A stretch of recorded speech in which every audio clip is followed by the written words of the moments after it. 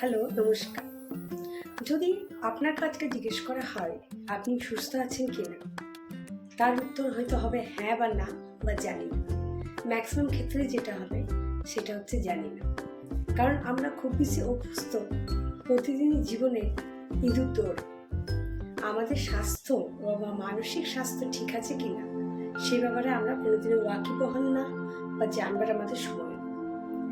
Recent ওয়ার্ল্ডে যেটা নিয়ে খুব বেশি একটা দৃষ্টান্ত প্রবলেম চলছে সেটা হচ্ছে আমরা আমাদের জীবন তো ছেড়েই দিই, আমরা কিন্তু আমাদের শিশুদের বা আমাদের চিলড্রেনদের জীবনেও কিন্তু প্রচণ্ড আনহেলদি বা এক্সেসিভ কম্পিটিশন তাদের উপর চাপিয়ে দিচ্ছি।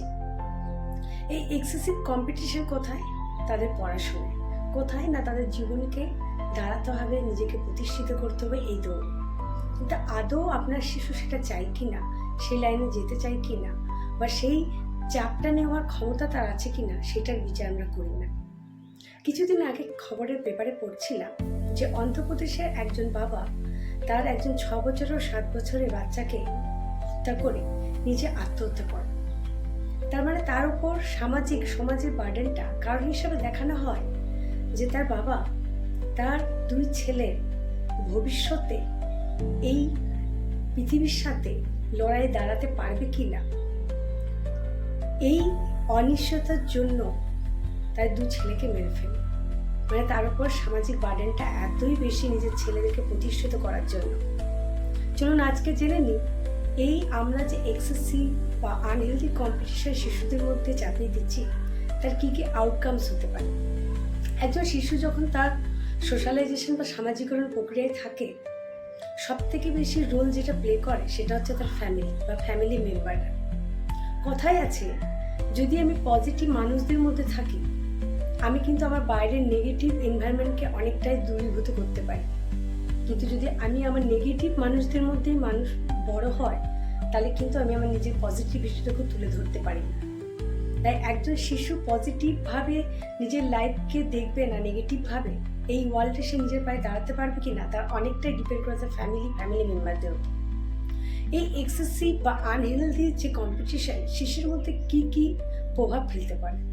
First, an excessive competition or unhealthy competition environment can lead to a child towards the anxiety or the stress.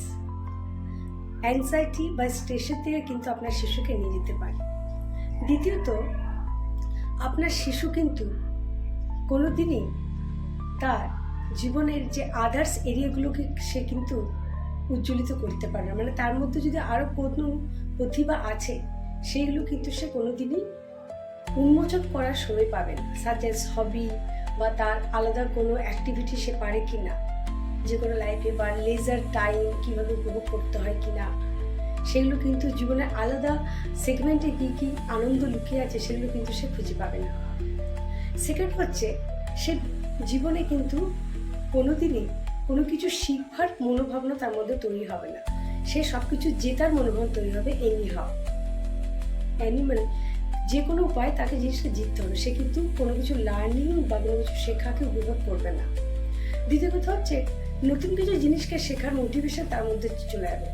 মানে আমরা বলি না, আমরা কোনো কিছু জিনিসকে জিতবার জন্য যে প্রসেসটা সেটা উপভোগ করি, but the children must be Orient towards the outcome, not the process. দেখবেন যে শিশু কিন্তু বিভিন্ন সোশ্যাল প্রবলেম তার মধ্যে দেখা যেতে পারে। ফর এক্সাম্পল, সে জেলাসি, সে নিজে উঠতে পারছে না বা করতে পারছে না, অন্যরা করলে তারপর জেলাসি হবে। শিশুরা বিভিন্ন টাইপের বুলিংকে ফেস করতে হতে পারে, তার মধ্যে বিভিন্ন রিসেন্টমেন্ট ক্ষোভ তৈরি হতে পারে। পরবর্তী যে প্রবলেম তার মধ্যে দেখা যেতে পারে সেটা হচ্ছে, শিশু কিন্তু কোনোদিনই একজন ব্যক্তিত্বপূর্ণ ব্যক্তি বা একজন ইন্ডিভিজুয়াল হয়ে উঠতে পারবে না, কারণ তার মধ্যে সেই পৃথিবীকে বিশ্বকে ফেস করার মতো কনফিডেন্সই আপনি তৈরি করে তুলতে পারেননি। নেক্সট যেটা হচ্ছে, সে কিন্তু কোনোদিনই নতুন কিছু করার মোটিভেশন তার মধ্যে তৈরি হবে না। বিভিন্ন টাইপের মানসিক সমস্যা তার মধ্যে আমি দেখতে পাবো, সে ফোবিয়া হোক, সে অ্যাংজাইটি হোক, সে ডিপ্রেশনই হোক। তাই এক্সেসিভ কম্পিটিশন বা আনহেলদি কম্পিটিশন আপনার শিশুর জন্য কিন্তু কোনোদিনই ইতিবাচক প্রভাব ফেলে না। তাই একজন ফ্যামিলি মেম্বার হিসাবে, প্যারেন্টস হিসাবে কিন্তু আপনার সবসময় এটাই প্রথম উদ্দেশ্য হওয়া উচিত, আপনার শিশু যাতে একজন